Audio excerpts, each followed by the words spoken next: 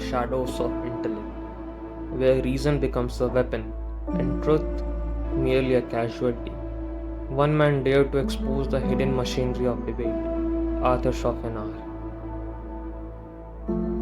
Welcome to the black theater of discourse, where words aren't just weapons, they are traps, and arguments aren't resolved, they are dominated. Inspired by Arthur Schopenhauer's ruthless masterpiece, The Art of Controversy, we will dissect the first 12 stratagems, not to debate fair, but to win, even when you're wrong, especially when you're wrong. People use this every day, and you get used by them. Begin with subtlety. Misrepresent your opponent's claim by expanding it, ever so slightly, beyond its original limits. When they say, "Some politicians lie," you counter as if they said, "All politicians are liars." Example, opponent, "This senator has been dishonest." You, "So you are saying every senator is a liar?" That's a bold and dangerous generalization. And just like that, their firepower explodes in their hands. Twist their words. Use the same term in a different sense. Language is your minefield. Plant your bombs with care. Example, "He is a good player." You, "Good? In what way?" "Morally good." That's debatable after what he did last season. Force them to drown in the ambiguity they never intended. Take their modest claim and stretch it into a sweeping, ridiculous doctrine, then attack the monstrosity you created. Example, opponent, "Sometimes emotions are important in decision making." You, "So we should ignore logic entirely and base all decisions on feelings."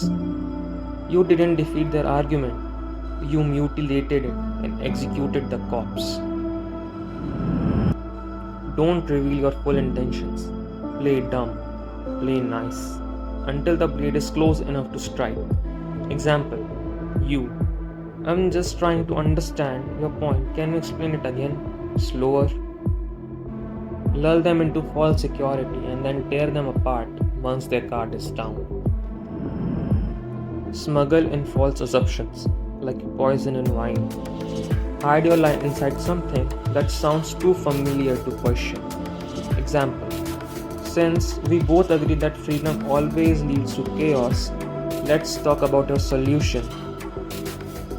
The trap is sprung. They will argue from your flawed foundation without ever noticing the rot. State what you want to prove, as if it's already proven. Bypass logic, command belief. Example, "Naturally, everyone knows that socialism inevitably leads to economic ruin." Present fiction as a common knowledge and let them struggle to undo the lie they accepted too late. Lead them, bit by bit. Ask questions not to learn, but to ensnare. Make every answer a thread in their nose. Example, you, "Would you agree that theft is wrong?" Opponent, "Yes." You, "And would you also agree that taxation is taking money by force?" Opponent, "Well..." You, "So you admit the government is just a legalized thief?" You didn't argue, you made them build their own gallows. Rage clouds reason. Poke them, provoke them, let their fury unravel their logic. Example, you, "Only a truly naive person would believe that. But go on, I am curious to hear more." Once they are emotional, they are yours. Irrational, defeated. Don't assert, ask. Let your blade slip in disguise as curiosity. Example, you, "If capitalism is truly fair, why do billionaires exist while children starve?" Your question is a dagger. They won't even notice they have been cut until they bleed. Gather their own words and weaponize them. Turn their voice into a sword. Example, opponent, "I believe in personal freedom." You, "Then surely you support the right to own firearms, correct?" Hypocrisy is the poison they feed themselves. You merely serve the cup. Forget the idea. Attack the person. Drown their argument in their flaws. Example: you, coming from someone who's never held a real job, your opinion on economic is adorable. Assassinate their credibility. No credibility, no argument. Mockery is your nuclear weapon. Don't refute, ridicule, make them laughable, and no one will ever take them seriously again.